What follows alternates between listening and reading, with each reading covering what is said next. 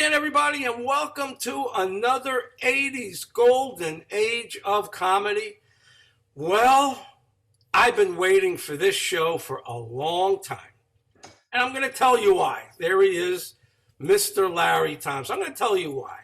Because in 1980, when I was living in Boston, and I was having a nice life, I started an import-export jewelry business. I made quite successful. I traveled all around the country, going to trade shows, and I was in show business, I guess, from 1976 on, because I traveled to LA and Chicago and Atlanta and New York doing trade shows. And I loved it without even realizing I was in show business. Of course, I was in show business. But that started winding down in 80. And then one day I was watching 60 Minutes. And I was wondering, what was I going to do with my life? I really had no idea. I knew I was either in my prime at 28 years old or heading towards it. And I see this 60 Minutes show, and this fellow named Jay Bernstein gets out of a limousine with Farrah Fawcett. Well, I thought my head was going to do a little bit of an explosion there because the bells were going off in my head, and I said, wow, that's what I want in my life. That's part one. Part two, around that exact same time, there was a writer's strike, and I'm sure you remember 80, it couldn't have been any later than early 81, there was a Hollywood writer's strike. And when that happens, everything shuts down. Everything shuts down. And a couple of the guys who went to school in Boston came back east, and I didn't know them myself, but they were friends of friends. And for the next couple of weeks, we partied. We had a great time. We went out nightclubbing, and we became really good friends. And towards the end of that time together, they said, "So what are you doing?" I said, my business is winding down. I really don't know what to do next. They said, "Come out to LA. David Auerbach was one of the guys. Come out to LA and we'll see what we can do to help you, whatever." And I said, that's it. Jay Bernstein coming out of that limo with Farrah Fawcett and these two guys telling me to come out to LA. That's all I needed. I packed everything up and I got into my car and I drove out to Los Angeles from Boston. And my buddy picked me up the next day, took me over to the Improv. He said, "You want to be in show business? Here's where you're going to live." And that's exactly where I stayed for the next several years. And so, indirectly, Mr. Larry Thompson, I owe it to you because your partner, Jay Bernstein, I can't imagine two more powerful players in the Hollywood scene than Larry Thompson and Jay Bernstein. And that's why I came out to LA. And I even joined the Personal Managers West. And I know I saw you there. And I just got so involved. I had some great friends there. And that was the beginning of my show business career. And again, I want to thank you for being a major part of how that all happened. Well, that's great, Bruce. That's great. And Jay and I were partners for quite some time and had a lot of fun and made a lot of history with the clients that we represented. And it was a great time. So I'm glad in some way we inspired you because you bring a lot of positive energy.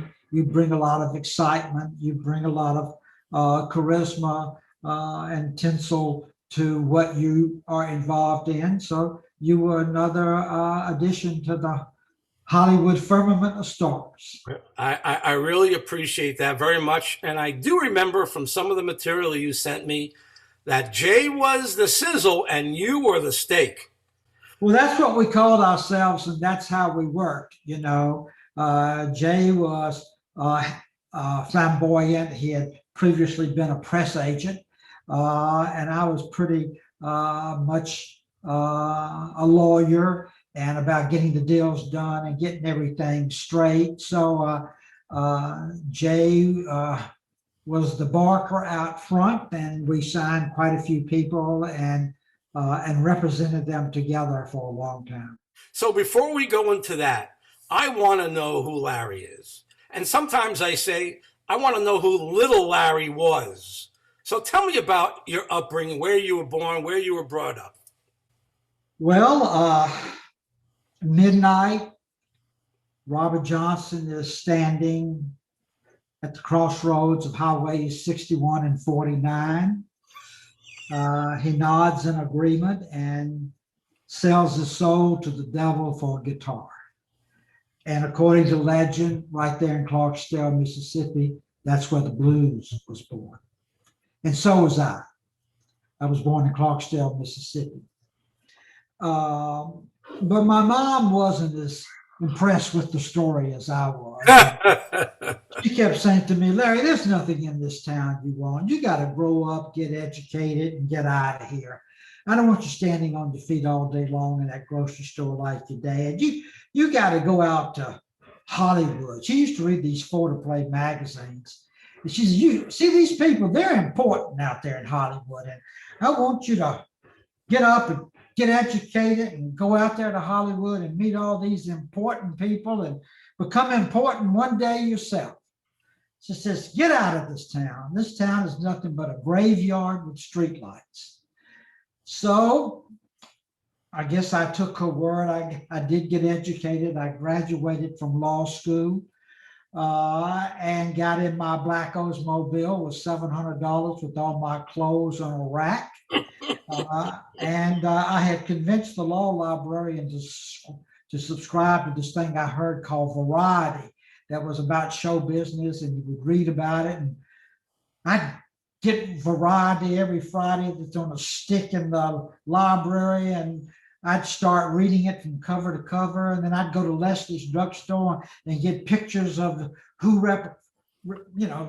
represented this person, who represented that person, and clipped it to the index cards that I was keeping. So I taught myself show business with index cards and Photoplay magazine in Clarksdale, Mississippi, never having known anyone in the business.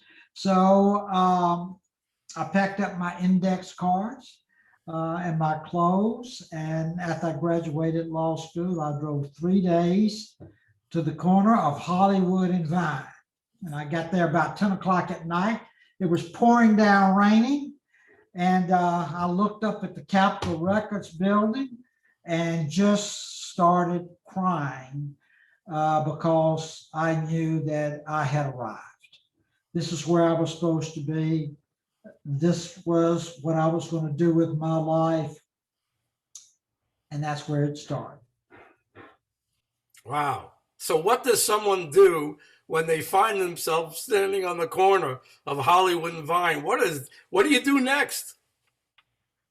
Well, I didn't know. I not only had I never been to California when I got there, I had never met anyone who had been to California.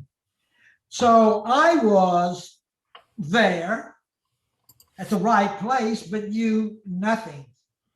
I did have one thing. My mom used to go to the beauty parlor every Thursday in Clarksdale, and she sat next to this woman who knew a woman in Memphis, Tennessee, who was distantly related to Danny Thomas. So this woman in the beauty parlor writes me a to whom it may concern letter that when I get to Hollywood, I'm going to show this to Danny Thomas, if I could ever get to him or find him, and let him know I knew the Gaddis family in Memphis, Tennessee. That was, in addition to my law school degree, my big moment. So I started looking for Danny Thomas and trying to make some money to stay out there. So I clerked for a couple of lawyers just to make some hourly wages. And I found Danny Thomas's sister. who in turn introduced me to somebody who I eventually got to meet Danny Thomas. And Danny Thomas introduced me to a couple of people, and we became friends, and I became friends with his family and his daughters and son, Tony. But that never really went anywhere other than it gave me a comfort zone that I was around a star. I mean, Danny Thomas at that time was a star. He was the biggest. Oh, he was huge. So, I started making a little progress, and next thing you know, Uncle Sam calls me, and I wound up at Fort Dix, New Jersey, in the Army as a Army reservist. And the Army, being as smart as it is, and being a lawyer from California, they decided I should be a cook. So I learned to cook in the Army, and then after my 6 months at Fort Dix, I moved out to California, and back to California. I then was studying the legal aspects of the entertainment industry at USC at night. And this guy from Capitol Records came one night to lecture, named Elliot Shaw. And I was just really interested. I was interested in music also. And of course, after he lectured, I asked a couple of stupid questions while he was talking, followed him out to his car, hung on to his pants leg, and just started begging this guy for a job. He says, well, have you taken the California bar? I says, no, but I'm studying for it now. He says, well, you're a little young, but when you pass the bar, why don't you give me a call? Let's see what we can do. So I finished studying for the bar, and I passed it, and I called him. He says, it's just not the right time. So I wound up taking some job downtown in an accounting firm, handling entertainment clients. That's as close as I had gotten. And then one day I get a call from Elliot Shaw saying, we have an opening here. And I says, and I'm in a phone booth. And I said, I'll be there tomorrow. And sure enough, I went to Capitol. And my mom and dad said, are you sure? You got a job downtown? And I said, no, this is why I came here. And I started there at Capitol as an in-house lawyer, taking work off of other people's desks. I was there from morning to night. This is all I could live for. I would talk to everybody. And then I realized that Sal Iannucci, who was president of Capitol, got there every day about the exact same time, right about 9. And the lobby was always bustling and full, but he would take the elevator up to his top floor. But I arranged it that coincidentally, I was about to get on the elevator when he got on the elevator. So the first day he gets on the elevator, I come into the elevator and I start talking. Mr. Iannucci, I'm Larry Thompson. I'm from Mississippi. I'm in the legal department. I love music. I think Capitol is great. Whatever. I'm going to be here forever. But he looked at me like, what the hell? Anyway, the next day we get on the elevator. Mr. Iannucci, I'm Larry Thompson. We talked yesterday. I'm from Mississippi. I'm in the legal department. So Monday of the following week, this went on every day that week. I said, Mr. Iannucci, he says, I know your name is Larry Thompson. You're from Mississippi. I said, yeah, and I'm in the, he said, what do you want?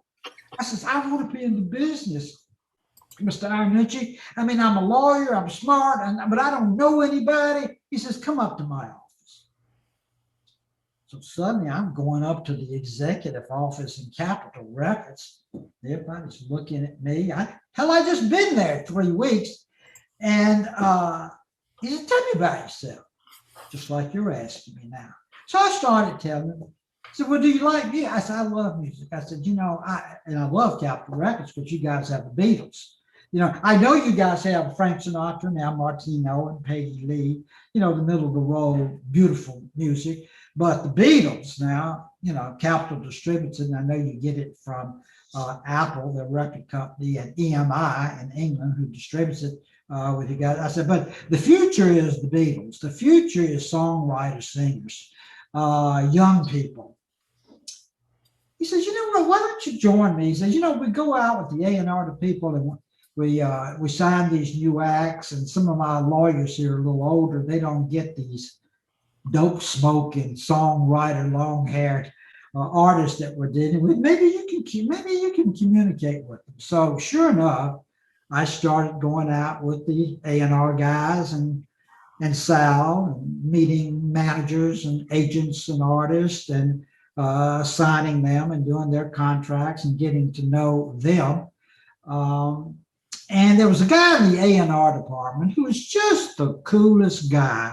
His name was Maury Lathauer. He had been a former jazz musician. And I'd say, you know, Maury, I just love this. I said, but I got to get more in the show business. You know, being a lawyer is great, but I got to get more. I got to get. I said, how do I do it? He says, just keep hanging. I said, what? He said, you know, just keep hanging. Well, I never was in the progressive jazz, and I didn't know what that meant. He says, just keep hanging. So, sure enough, a couple of years goes by. I'm working. Of course, I made everybody in the legal department furious because I had just gotten there. Next thing you know, I was the president's pet, and I took a lot of ribbing and got a lot of aggravation for that. But I was doing what I was destined to do. So I get a phone call from Sal one day, and he says, Thompson, get up here. I said, oh, shit, I'm going to get fired or something. So I go up. He said, look, it's going to be announced tomorrow that the Beatles are breaking up. Ooh. We have them signed through Apple EMI as a partnership. They're breaking up. I want someone to make sure we have 4 solo artists under contract. Wow. I want 4 Beatles. Wow. So I'm putting you in charge legally, meeting with them and their representatives, and you're assigned the task on behalf of Capitol of getting me 4 signatures on 4 solo artists so that we can continue with each of these guys. Wow.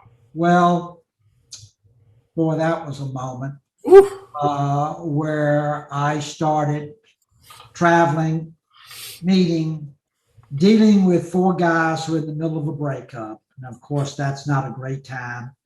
There was anger, there was sadness. A couple of them had new girlfriends, Yoko Ono and Linda Eastman was Paul's girlfriend and then future wife. And through that period of eventually getting 4 signatures on 4 separate contracts as 4 Beatles, I made a name for myself, certainly in the entertainment, primarily music business. And things, you know, really were big and important at that time.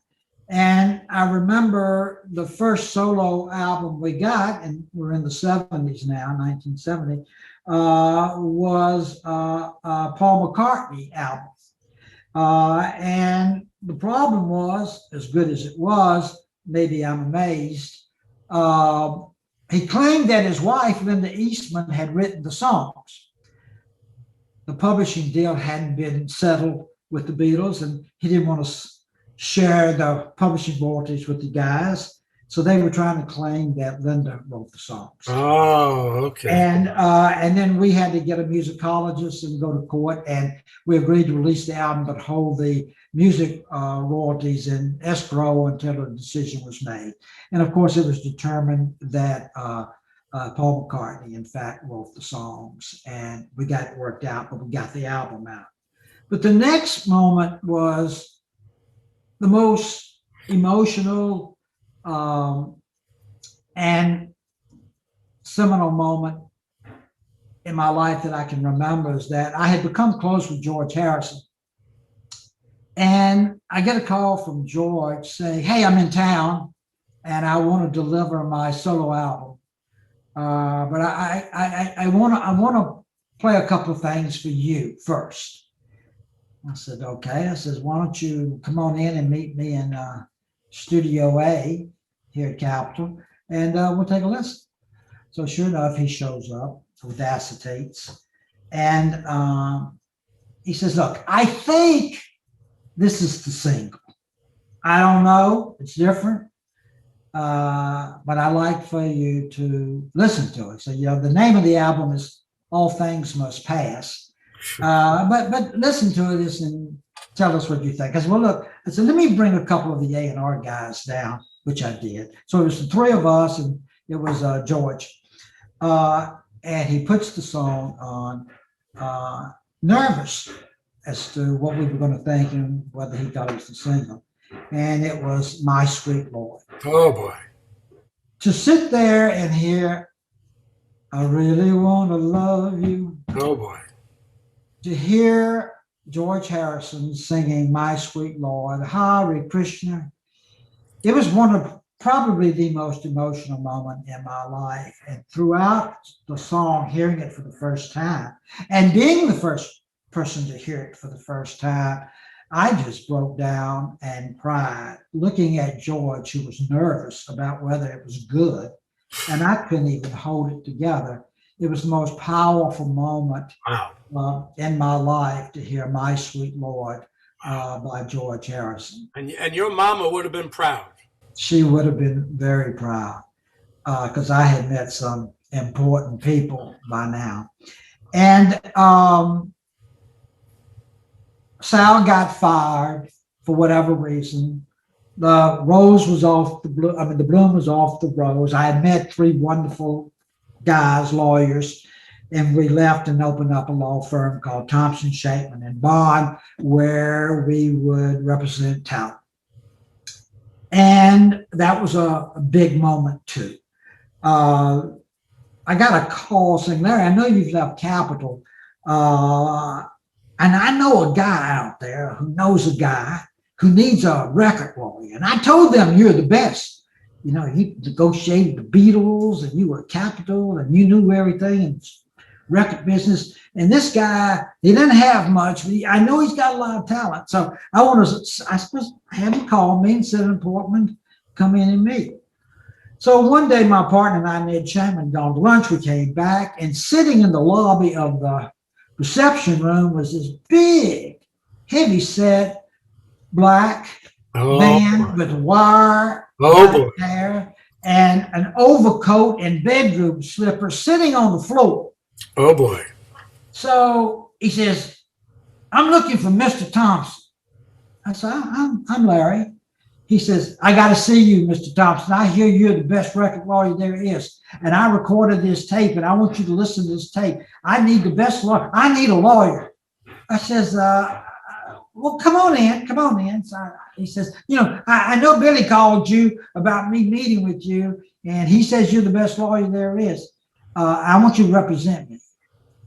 I says, look, Barry, I said, you have to pay $5 just to open up a folder here. Nobody represents anybody free. He said, $500? That'll open me up to $5. I said, yeah. He says, look, Mr. Thompson, the only thing I have of value in the world is this tape with my music on it. I'll be back for $500, and you're going to be my lawyer. I said, okay, great. So he leaves. I put the tape on, and I hear the deep, melodious voice of Barry White. And I just... Oh, my God.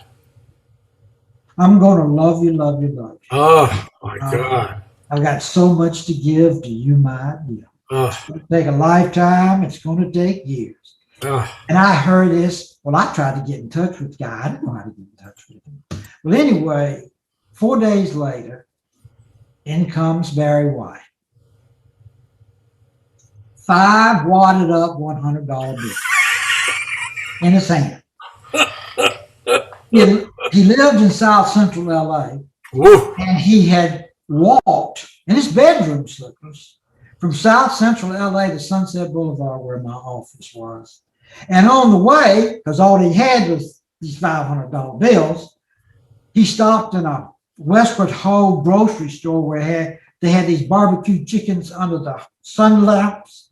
and he stole the barbecue chicken, and he ate the barbecue chicken, and he walked into my office with barbecue on his hands and Oh $500 my in God. this hand, and he says, "You're my lawyer." I said, "Barry, I listened to your album. I tried to reach you." I says, "If I'd listened to the album first, I'd loaned you $500." So sure enough, I signed him, and I shopped his album and on the tape, took it to Russ Reagan at 20th Century Records at that time, and got Russ to listen to it, and he wasn't sure. But it was about Christmas time, and they had a Christmas party. And at the Christmas party, Russ had invited Elton John. So Russ was playing the tape in his office while the party was going on. Elton goes into Russ's office and he's listening to the tape. And he says, "Russ, what's this?" He said, "Oh, that's a guy somebody's trying to." He says, It's unbelievable." Russ said, "Yeah, you think so? I know the songs are long. They're very long. I don't know how radio's going to." He says, "It's great." So Russ signs Barry White. And of course, it became history. The whole world changed with Barry White and disco music and his sound and Love Unlimited. Love Unlimited, my favorite album. Unbelievable.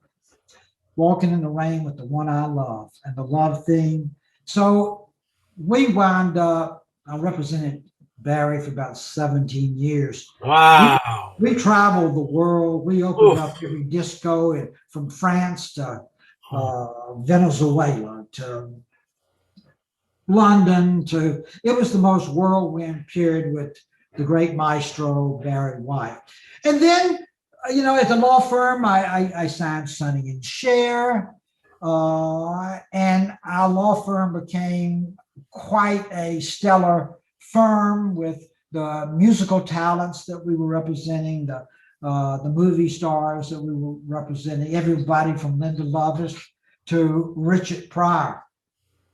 So I'm about to sign Richard Pryor because he was a star, and I wanted to represent Richard. So I meet with him, and I lay out this 1 year, 3 year, 5 year plan.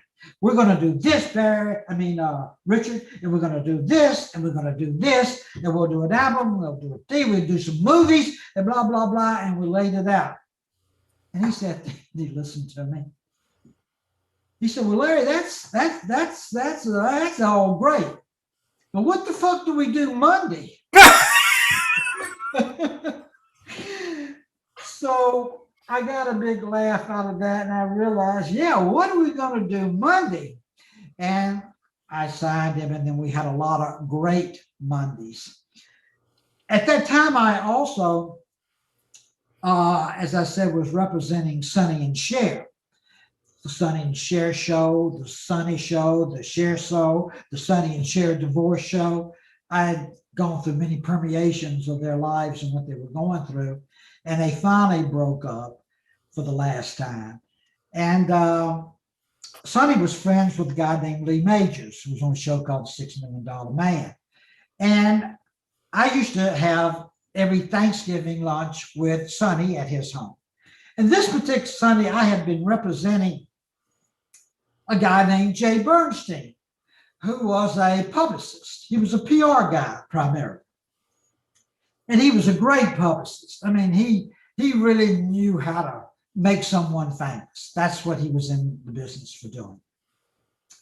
And I was representing him, and we were sort of talking about maybe getting into business together. I had also just then signed a guy named Jim Neighbors. Wow. Golly. And of course, being from the South, we made a connection. And that Thanksgiving, I took Jay to Sonny's house, and Lee Majors was there. And of course, Jay wanted to sign Lee Majors. He really wanted to sign Lee Majors. He was a $6 million man. And Lee wasn't that interested, but he said, I got a girlfriend here who was Farrah Fawcett, by the way. Oh my God. Totally unknown. Oh, Totally unknown. She had just done a commercial for balsam shaving cream with the football player. I forget his name right now. Played for the Joe Giants. Namath? Joe Namath. Joe Namath. He says, "Look, I'll sign with you guys, but you got to represent my girlfriend free. I'll pay you guys the normal fee, but you got to take her on too." So Jay said, "Oh, okay." Well, of course, only how show business works. Farrah was just the it girl if there ever was one. The ultimate. And Jay knew how to get her on covers of magazines. And along comes Charlie's Angels, and all the covers of the magazines. And he really spent a lot of effort and time on her while we were building a company. And we signed many people,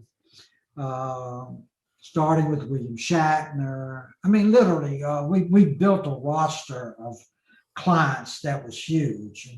And Cicely Tyson, Sally Kellerman, David Gooden. I mean, it's just blew up on us. It blew up. I left the law firm. We partnered. We had a management company representing talent.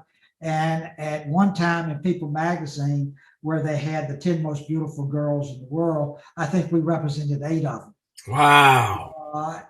From Donna Mills to Linda Evans. It was just wonderful. And Jay and I had a great time. And we agreed. He was the sizzle, I was the steak. And that turned out to be a lot of fun. Let me ask you a technical question that not a lot of people would know, because again, I was a manager and I was also an agent for stand-up comedians. I've explained it before, but I'd love to hear it from you. The difference between an agent and a manager, and what kind of fees would an agent and the manager get, even when they get really big? Well, an artist meets a manager, and the manager says, "What do you want to do? I want to sing, I want to dance, I want to act. You want to do comedy, you want to do drama, you want to do TV, you want to do movies. What is it your dreams? What is it that you want?"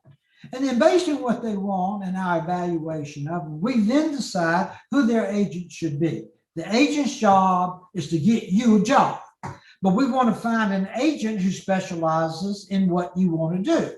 Just like if you want to build a home, but you want a Tudor home versus a modern home, you hire architects who specialize in Tudor homes instead of modern art. So we know how to put a team around a talent relative to an agent whose job is to get a job, to the PR person, how to promote that talent going into that direction, to a lawyer, to an accountant. And we, as the manager, oversee this assembled team to represent this talent, whose job it is to be who they are, while we support them in every way. A dream team. The manager orchestrates, oversees everyone in it, and an agent is one of the people in the team whose job primarily is to get a job.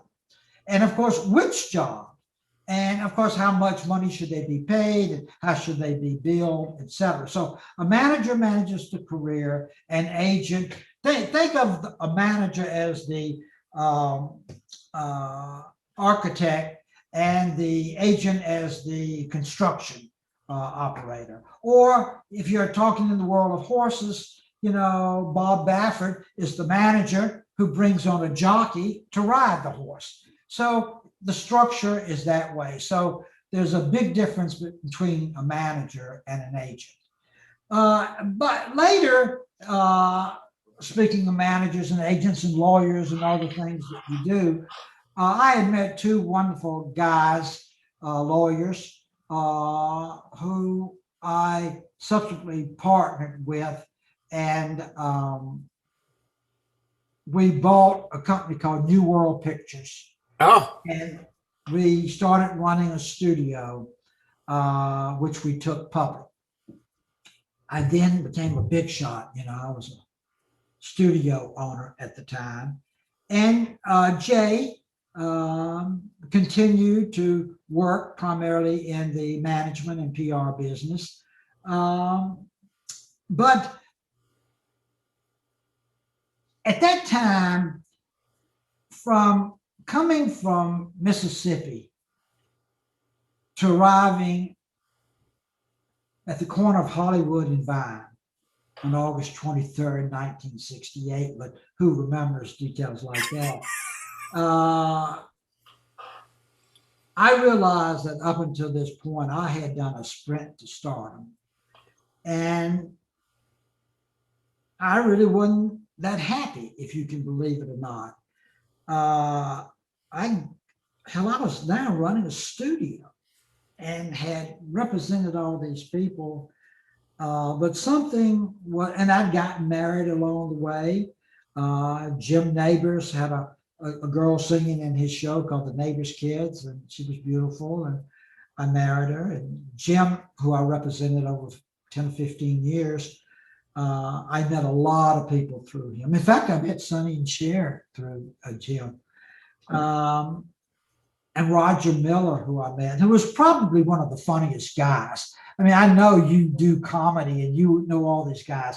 Roger Miller, King of the Road. wow. One of the funniest guys. I remember one night in Nashville, I was hanging with him. I'm hanging now, like Mordatha used to tell me. And he was smoking. I was smoking a little. And he said, I'm so high I could go duck hunting with a rake. I thought, Jesus, okay. Next thing you know, I looked at him. He's staring at the wall in front of him. There was a thermostat, room thermostat. And he looked at it and he says, wow, 70. I've lost 100 pounds. So he thought he was looking at a scale. And he used to just tell jokes all the time, this old boy walked into a blacksmith shop and the blacksmith was pounding this hot horseshoe. And the old boy standing there just looking at the blacksmith and the horseshoe. And blacksmith said to the old boy, don't touch that horseshoe because it's going to burn. Walks away. Old boy stares down. Reaches down, picks up the horseshoe and drops it real fast. And the blacksmith guy says, burnt you, didn't you? He says, no, just don't take me long to look at a horseshoe. So Roger was constantly full of innocent humor, but light humor and funny humor and humor that I recognized because I came, from that area. Of course, my taste in humor changed as life went on. And, Richard Pryor was a different thing. Oh, boy. But we started New World. We built a company. I sold out of it and realized that what I really liked more than anything after full circle was representing stars and making stars and building stars. So because when you run a studio, you might as well be selling shoes. You're interested in your quarterly report, what the stock is doing, what the shareholders are doing. You got to get movies out. Sometimes you release movies and I hadn't even seen them. It's really running a business at that time. And I liked being on the set and being friends with the actors and stars and being close to them. And I always had a nurturing relationship with talent. I was always close to them. I understood their dreams, I understood their wants, and I would dedicate myself to that. And, eventually I had represented over 250 stars over many years, all of them names that you would know. So I understand the psyche of an actor or a singer or one who's striving to be famous or acclaimed. So I went back to representing talent. Jay had passed away, and then built another management company, and hired some great managers, and built a big company doing that. I then had an epiphany, and that was I had represented all these wonderful people who I understood who they were. I knew their talent, and I had led them, guided them, helped them get to stardom, etc. And I met a guy who I liked, and I believed in him. And I knew that he was going to always pay me, and he wasn't going to leave. He respected what I had to say. And I decided I was going to sign. And I signed me. I decided that I was going to do for me what I did for other people. Wow. And that moment where I went from representative to talent, represented by Larry Thompson, changed my life. Wow. Because now, from representing all the talent that I did, I then focused on me. I used to come to work with a piece of paper and a pencil, and I'd write down the name of every star I was representing, what I was going to do for them this day or this week. And at the bottom, I'd write down my name and something maybe I wanted to do for me. I never got to me because I was busy doing all this other stuff. So I changed when I decided to sign me. And the first name I wrote on the paper every day was Larry Thompson. Wow. And I started managing Larry Thompson. Wow. And I produced 26 movies, 4 feature films. Wow. Signed many more stars, built a company again, and focused on the difference from being a representative of talent and being talent. And that was a huge moment of understanding the difference.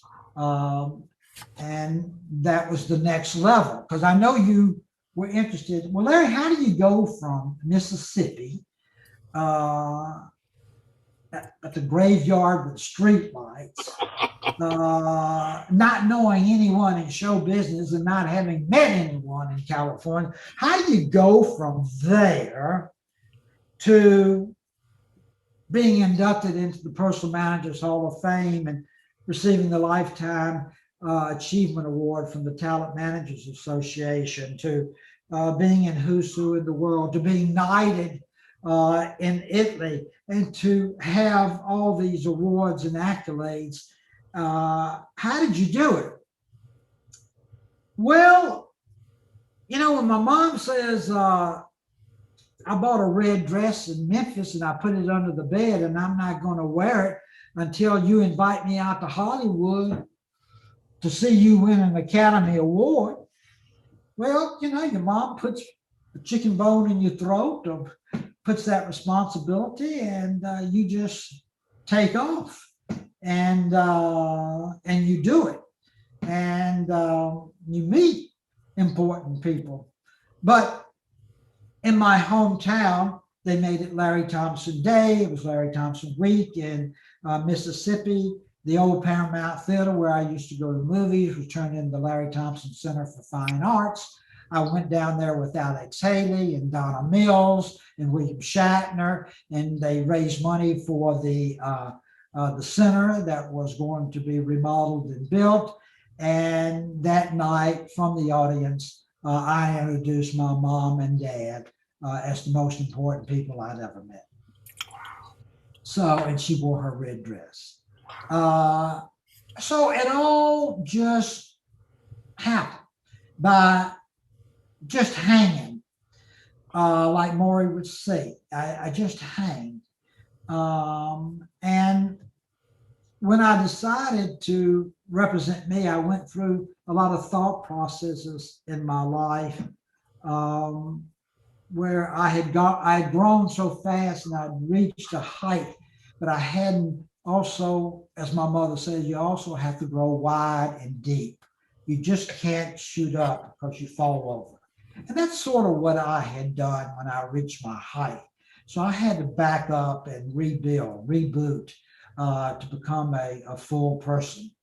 And it's been a journey. It's been a great one, but it was important.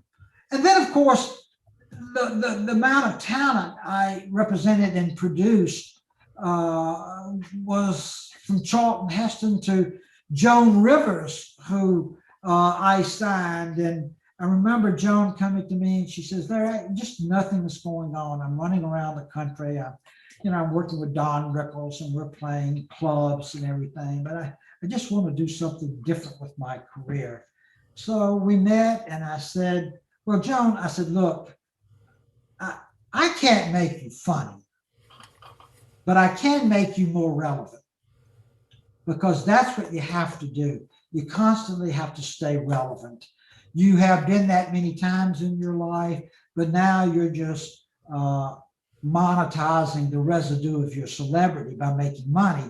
You're not involved in something important. And we wind up doing Fashion Police on E. We wind up doing the Comedy Central roast of Joan Rivers. We really revised her career to another level, a relevancy. Youth discovered Joan Rivers, and she was one of the funniest people I ever met. Her jokes were always relevant, but she became relevant.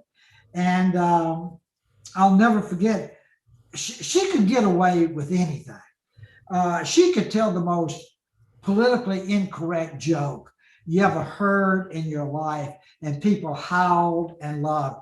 I remember she would always talk to the women in the audience and say, look, men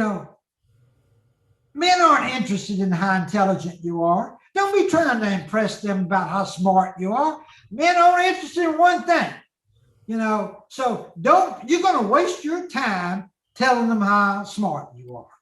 She says, all I know is I never knew a man who reached under a woman's skirt looking for her library card. That's Joan. Well, Joan would get howls. And I would go, oh, Joan, my God, are we going to catch hell for this? But she was funny. She spoke the truth, at least for the time. I mean, look, comedy. Comedy's fashion. It comes in, it goes out. Sometimes you wear a Nehru jacket. Sometimes you don't wear a jacket at all. Comedy. Sometimes what's funny then, it's not funny now, and vice versa. But she was always on top, even further. She was on the edge of it.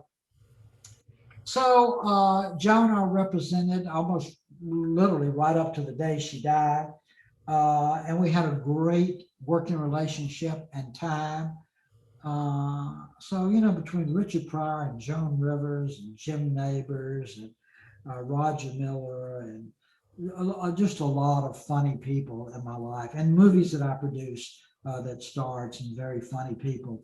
I liked comedy. I loved music. From My Sweet Lord, I'm Gonna Love You, Love You, Love You, and funny people. Life has been good. Married, 2 children. My daughter's a freshman. She's an NYU Tisch student. She's an Wow. Her first movie at 4 was with Jack Nicholson and Morgan Freeman called The Bucket List. Wow. She's now 18 and she's a doll. My son's a pianist and at Loyola High School as a sophomore. My wife, Kelly's beautiful and puts up with me. And I have lived the life that I wanted to live, and I think my mother would be proud of, and my dad also. They're both, of course, in heaven, not here with me now. And by the way, that's a big deal too when your parents die. When your first parent dies, that's big. When your second parent dies, That's huge because you realize in the circle of life, you're probably next. And I must tell you, when I win an award or make another movie or sign another star, uh, it's it's important, it's great, but not as important or great as when my parents were alive and I could share it with them. You we all need at times to realize there's a little George Bailey in all of us, and parents are great at doing that. This town isn't great because everybody's in competition with each other here. People don't go around saying, "Oh, you're great." I mean, you say that to an actor if you want to sign them, but you don't say to another manager, "Oh, you're great." I do though. I tell all managers who are great, especially producers or directors, I still have the same awe of show business that I did when I was at Leslie's drugstore, looking at the pictures of Frank Sinatra and his lawyer Mickey Rudin. I love the entertainment business. I love storytelling. I love people sitting quietly in a theater and crying at what they're seeing or being touched or enlightened. It's a wonderful business, and I've been blessed to be a part of it.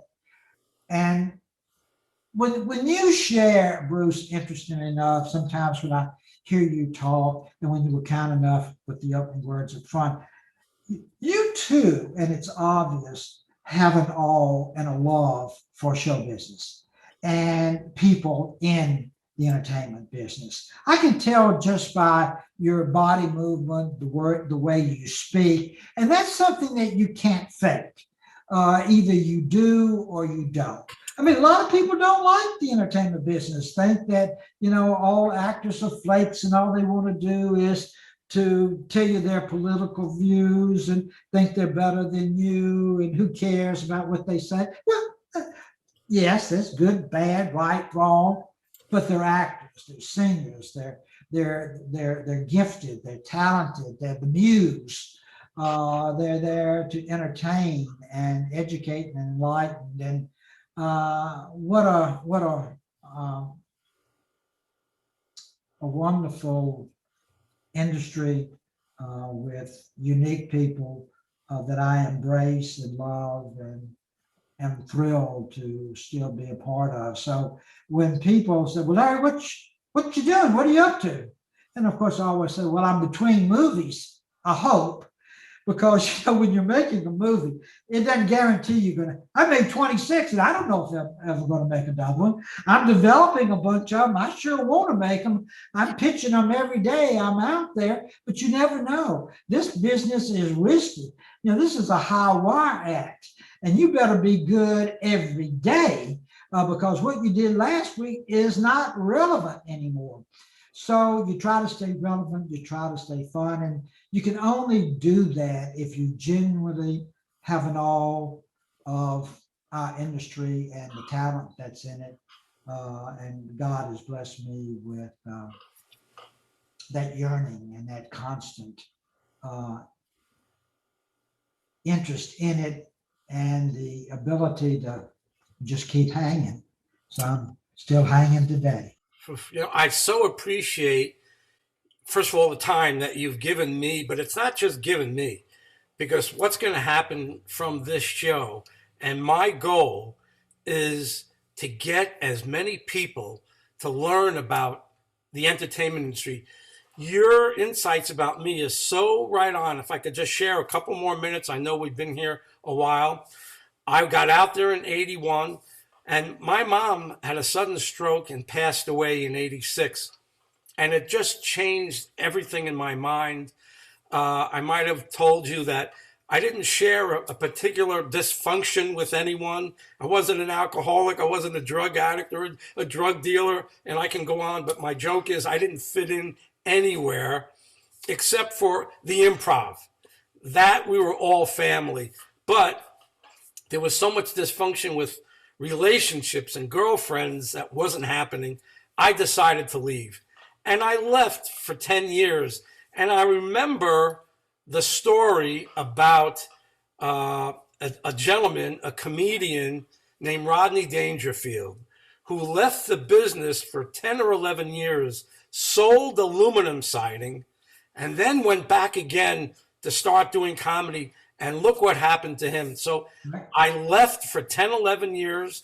I went back again, and only because of my love for the business, it didn't quite work out for whatever reason. I tried screenwriting, and then I stepped away again for 20 or 30 years. And now, you're so right, my love for the business, my love for comedy, and my ability to connect with incredible people like you to share what show business is like, that nobody else would be able to tell that story. So I hope that having you on the show, one way or another, tens of thousands of people will be able to see this show and learn how terrific the industry is. It's got a bad rep now, but that's only a few people. With incredible people like you leading the way, that's why show business is as great as it is and will continue to be. And think about this, Bruce. You're hosting your own television show. It's not like you quit. Living in LA or not isn't in the business or not. You're in the business in your head. You can do it from Florida, Alaska, Hawaii, Santa Monica, Pasadena. You can do it anywhere. You have a showbiz mind. You have an appreciation for talent. You now have become a conduit for talent to the world. So you are contributing in a very, very big way. So be proud of what you're doing, and I know you are, but know that you're in it. You're hanging and don't even know it. So just keep hanging. God bless you, Larry. I've taken an hour of your time to the minute. I know how busy you are. I can't believe you spent an hour with me. God bless you. I appreciate it. Have a great day. And you've shared so much of your life, the intimate moments, and I couldn't have expected any more. Well, keep shining, Bruce Starr. Thank you. Goodbye, everybody. Thank you again for watching 80's Golden Age of Comedy. Thank you, Larry Thompson. Bye-bye, everybody. Now, a quick word from one of our sponsors. I've been told by a lot of the comedians I knew and represented during the 80s, I looked the same as I did 40 years ago. And come to think of it, I still have my thick brown hair and just a few wrinkles. But most importantly for me, by simply applying the completely safe human growth hormone homeopathic gel on my skin just 2 times a day, the depression and panic attacks I suffered from years ago were gone in just 2 weeks. And then I started deep sleeping for many hours at night. You know, you can have the gel work for you too. To find out more, contact me at bruce@brucestarproductions.com.